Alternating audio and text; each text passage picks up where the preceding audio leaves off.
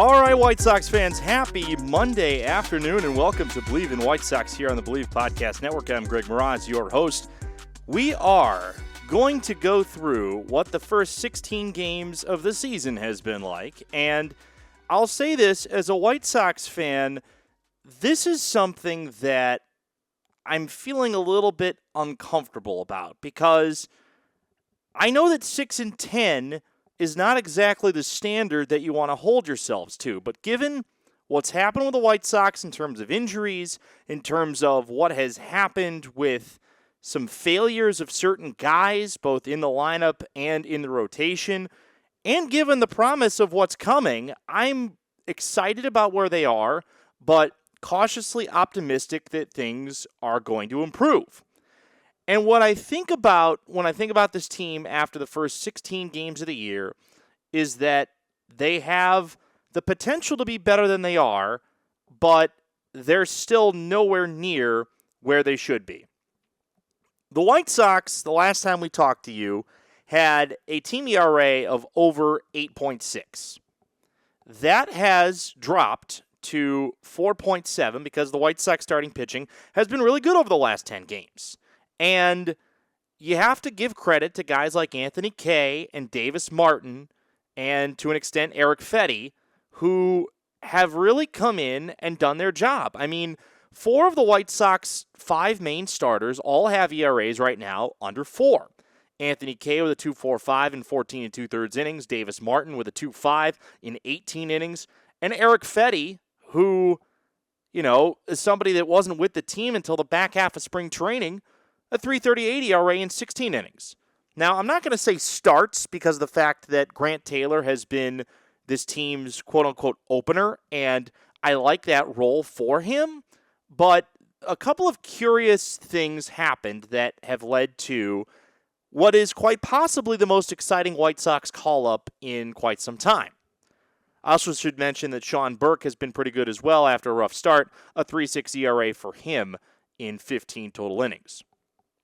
So Shane Smith was the White Sox opening day starter, and I had said in our last episode, which came before the home opener, that Shane Smith might end up going to the minors. And after his next start, that ended up being correct. In what was one of the stranger starts I think I can ever see was back on Tuesday against Baltimore. He didn't allow a run in 3 2/3 innings, but he threw 99 pitches. 1 hit allowed.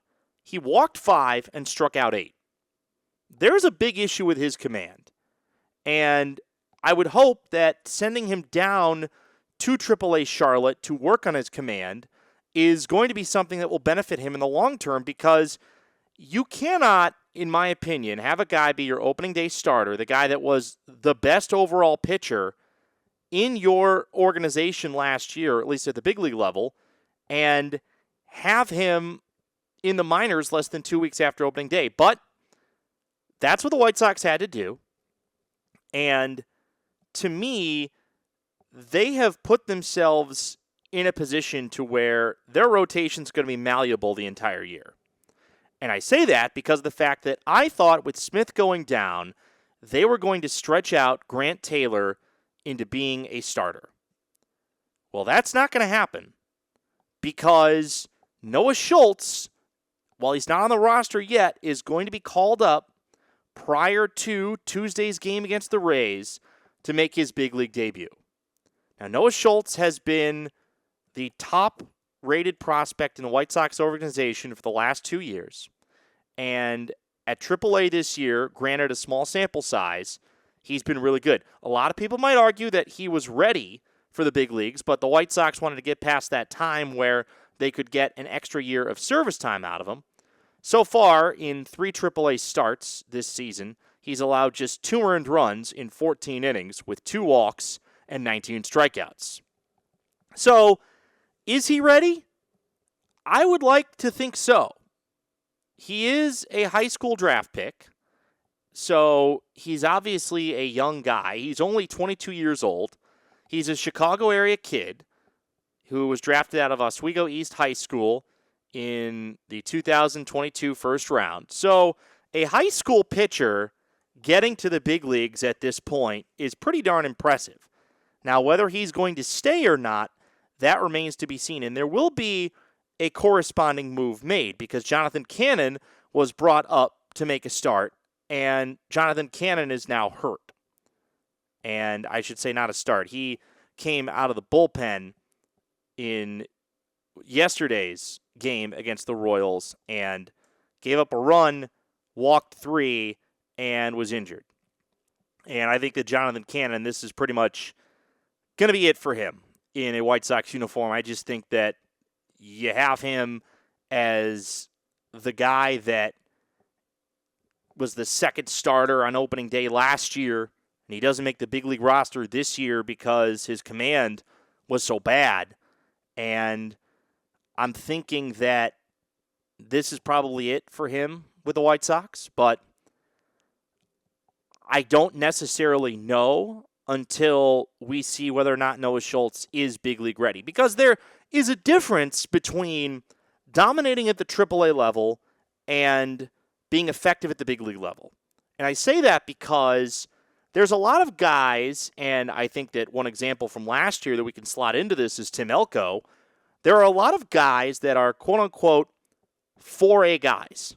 And what I mean by 4A guys is somebody that is a lot better than a AAA pitcher or AAA hitter, but not nearly good enough to compete at the big league level. And that's where I feel like Tim Elko was.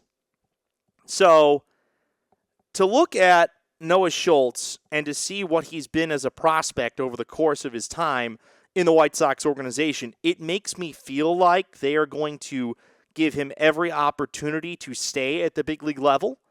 And I hope that he does, because if he does, you have something that you truly have not had since Carlos Rodon, and that is a dominant left-handed starter.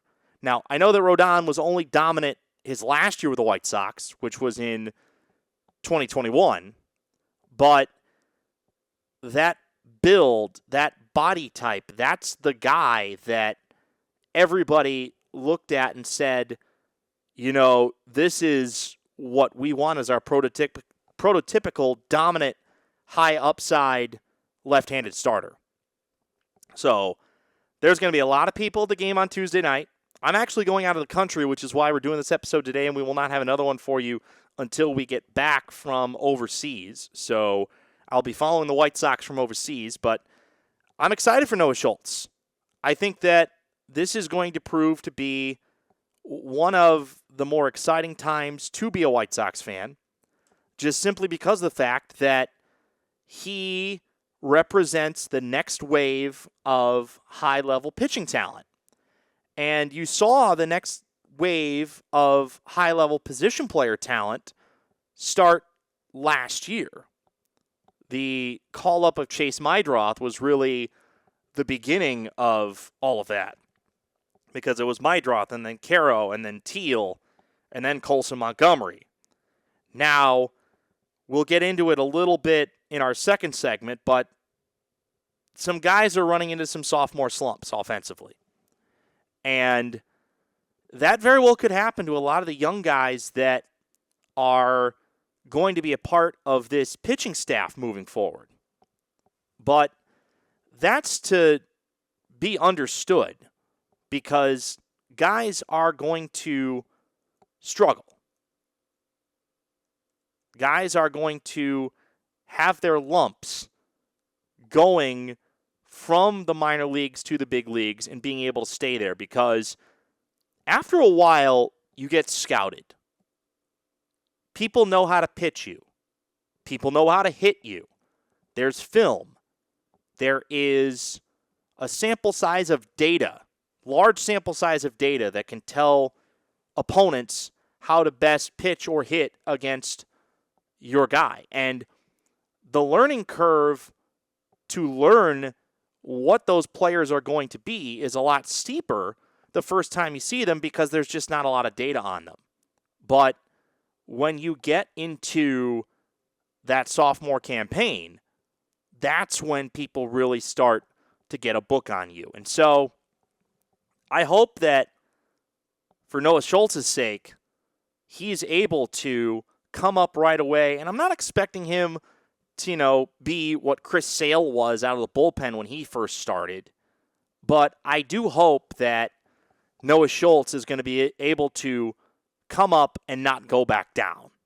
That's my biggest hope, that what he's doing currently at the AAA level can be sustained at somewhat of the same or slightly lesser rate of effectiveness than what he has been. And that's what I'm truly hoping for out of him. Now, there was one other thing that I'm curious as to what the White Sox are going to do, and that is whether or not Grant Taylor is going to end up being a starting pitcher in this organization or not. Because he was a college starter, and because of his injuries in college, the White Sox have brought him along slowly. Now, Grant Taylor has made 4 starts this year, but that's strictly as an opener. And that's a role that he's thrived in. After a rough outing in his season debut against Milwaukee on Saturday, March 28th, he's gone scoreless in his last 6 appearances. And on the season, he's got 10 strikeouts in 8 1/3 innings to just 2 walks. He has been effective in this opener role.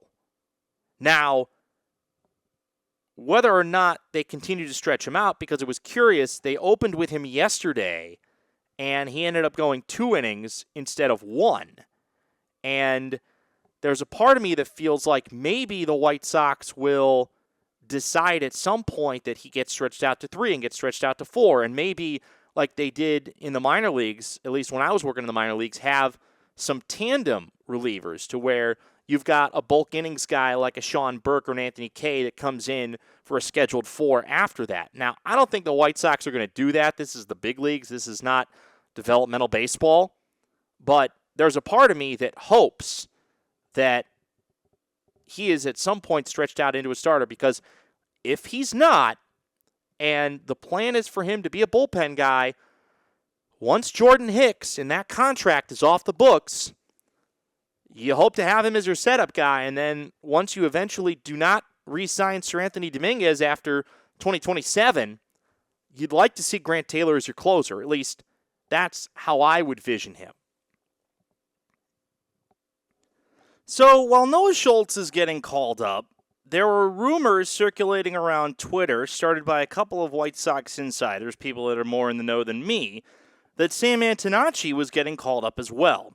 However, Chuck Garfien from CHSN said that that report is not true and that there were talks about bringing Antonacci up, but nothing has been decided yet, whereas he did confirm the earlier report of Schultz, and eventually the White Sox did, that he would be coming up to make his big league debut. Now, I'll say this about Sam Antonacci. I feel like he's somebody that could help the White Sox right away. He was a 5th-round pick in 2024 and has been good at every level of the minors he's been at. So far this season in AAA, he's hitting .289, 2 homers, 7 RBI, 484 on base in 13 games. Now, what I'll say for what Sam Antonacci provides is something that this current outfield, and really overall this current lineup, just simply cannot provide. Because the White Sox right now, as presently constructed, are still one of the worst offenses in all of baseball. And you look at the fact that they are averaging, as a team, just 3.06 runs per game. That's the worst in baseball. They are hitting .193 as a team. That is also the worst in baseball. Now in a 16-game sample size, they are one of 2 teams in the majors that is hitting under .200, with the other being the Seattle Mariners. The White Sox are one of 2 teams that are averaging under 3.2 runs per game. The other one being the San Francisco Giants, who are somewhat of a disaster in their own right. And you look at the fact that the White Sox lineup, the guys that you wanted to hit and expected to hit aren't hitting. And the guys that you hoped would hit, meaning the outfield, is barely pulling their weight. Now, I will say this. The outfield I didn't expect much coming into the year. And the White Sox outfield has already been thrown into a complete tizzy because Brooks Baldwin, who was on the IL to start the year, has elected to undergo surgery on his elbow that is going to have him out for the rest of the year. So the guy that you were hoping would provide a spark to this outfield is done for the year, and probably you won't see him until the early part of next year because it is UCL surgery. So the White Sox have, with the injury to Everson Pereira, gone down to get Dustin Harris, who is not a prospect, and at this point is a roster filler as opposed to the Braden Montgomerys of the world, who people would like to see up in the big leagues at a certain point, or the Sam Antonacci's who can play the infield, who can play the outfield, and if you want Antonacci to play the infield more, you can probably have Miguel Vargas slide into one of those outfield spots. But you look at what the White Sox are doing offensively. Of the guys on this team that have at least, and this is not a small sample, at least 20 at-bats this year, only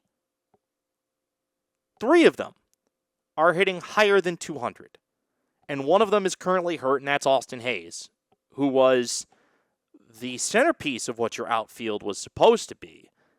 And granted, he's only on a 1-year contract, but he was considered your quote-unquote best outfielder, your outfield upgrade.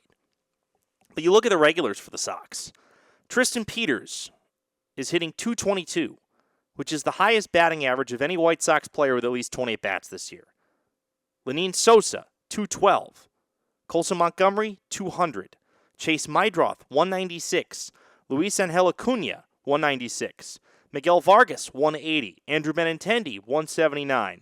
Edgar Caro, .162. Munetaka Murakami, who had a great start but has been very poor recently, is hitting .157. And Murakami, those strikeouts, we told you they were going to come, and they are coming. He's got 22 in 51 at-bats.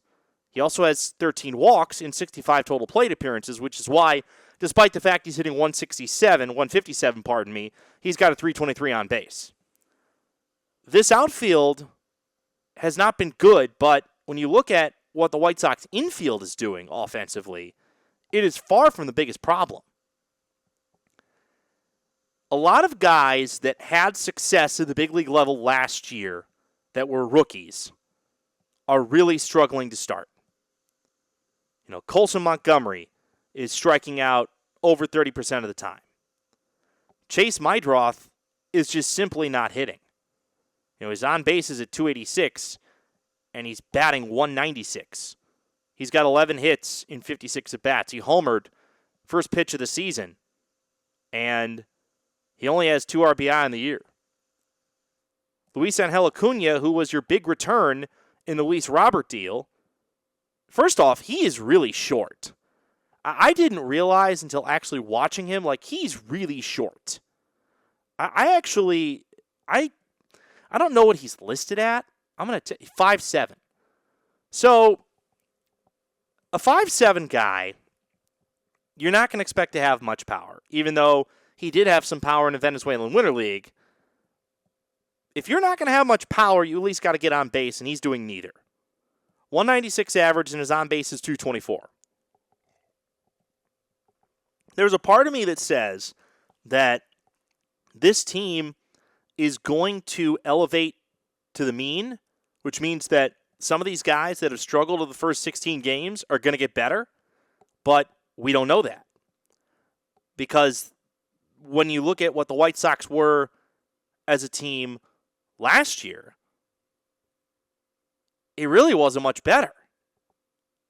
I mean, you look at what the White Sox were organizationally last year, they're a team that hit .232.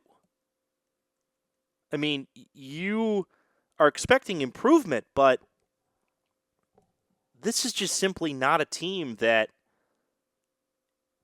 is doing their jobs. Now, you are still expecting the eventual return of Kyle Teal, which you hope is going to put you in a better position to compete offensively. And you just hope that some of these guys that are struggling are going to improve. The Mydroths of the world. Vargas got off to a really good start and cooled off significantly. Andrew Benintendi at some point is going to have to pick up the pace and pick up his weight because he's making too much money to be a guy that hits 179 with 19 strikeouts in 39 at-bats. I mean, he is getting to the point where, with a year left on his contract, he is, and I know the White Sox are not a team that wants to eat money. They very rarely eat money. But with him having another year on his contract at $15 million next year, they may just cut the cord and say, thanks for the memories, sort of. Thank you for being a part of the worst 3-year stretch in the history of White Sox baseball, and cast him off to the wind. And that's probably it for him. Like, maybe another team signs him to a minor league contract, but he's 32 years old. He's on the wrong side of his career and is just, or rather, I aged him a little bit. He's 31. But in any event, he's not what he used to be, and what he used to be isn't what you hoped he would be. So that's a very word salad way of saying that Andrew Benintendi had better pick it up or he's going to be on his way out of town. Because I'd like to see anybody come up from the minor leagues that is going to give a better output than Andrew Benintendi. Look, this is a team that you knew the outfield was going to be weak coming into the start of the year. I just don't think that people expected it was going to be this weak. Now, do you see Kyle Teel in the outfield at some point? Do you see Miguel Vargas in the outfield at some point? Do you try to offset some of your infield surplus to hopefully make them into outfield guys? And this isn't like Andrew Vaughn where you're putting a guy that is slow and really not that athletic out in the outfield just because you need a spot to put his bat. This would be more of a situation where you are hoping that somebody that's athletic can easily play left field or right field. Because I feel like the White Sox are a team that if they're not going to call up Antonacci, if they're not going to call up Braden Montgomery at any point soon, you've got to get creative. Now, Corey Lee, I had seen the other night in Charlotte, and because he was DFA'd, he's off the 40-man roster. I saw the other night that he was starting in AAA in the outfield. I don't know the actual, dare I say, I don't know actually like if that's true or not. I'd have to look it up. I wasn't prepared to actually look that up on the fly. Actually, let's look it up on the fly. We got a little bit of time before we end up saying goodbye. And Corey Lee, this minor league baseball site, by the way, used to be great. And it's gotten to the point where it's unusable. There's pop-up ads. You can't find anything. It doesn't filter well. It's disappointing to me. So, we can tell you with certainty that Corey Lee has started 2 games in the outfield this year, both in right field. So, maybe there's a world where if he comes back to the big leagues and the White Sox feel like he might be able to have some sort of impact in the outfield, maybe he takes one of the corner outfield spots just to get his bat back on the roster. And he's not on the 40-man. And I'm telling you, when I'm looking at 40-man outfielders, I mean, Brooks Baldwin's on the 60-day, so he's off the 40-man. Like, Tristan Peters, Derek Hill, Everson Pereira. I mean, I had high hopes for Everson Pereira, and I was very disappointed before he got hurt. What do you have to lose? If you're not going to promote your prospects, what really do you have to lose? Finally, just summing up what the White Sox have been over the course of the start of the year. I mean, they swept the Blue Jays at home, which was great. They got swept by the Orioles at home. They have lost 11 straight home games to the Orioles and are 1-15 in their last 15 games dating back 3 years against Baltimore. And then they split the series at Kansas City. They shut out the Royals on Thursday night 2-0. Then were shut out in back-to-back games 2-0 in both games. And then won 6-5 yesterday. And so a home series against the Rays, who have been less than impressive in their own right to start the year. This is not your father's Tampa Bay Rays. They are 8-7, but yet the whole American League East is basically fluttering around 500. And that's the thing to me that is, and granted, it's a small sample size, but the White Sox are 2.5 games back of a proverbial quote-unquote wild card spot, and they're tied with the Astros for the worst record in the American League at 6-10. This is a team that it's not a great start, but baseball has effectively kind of accordion down to the middle over the start of the year. So there's a lot of opportunities to make some hay. You got 3 against the Rays, then you go out to the West Coast, you got 3 against the A's, and 3 against the Diamondbacks. And then you come home for the Nationals and the Angels.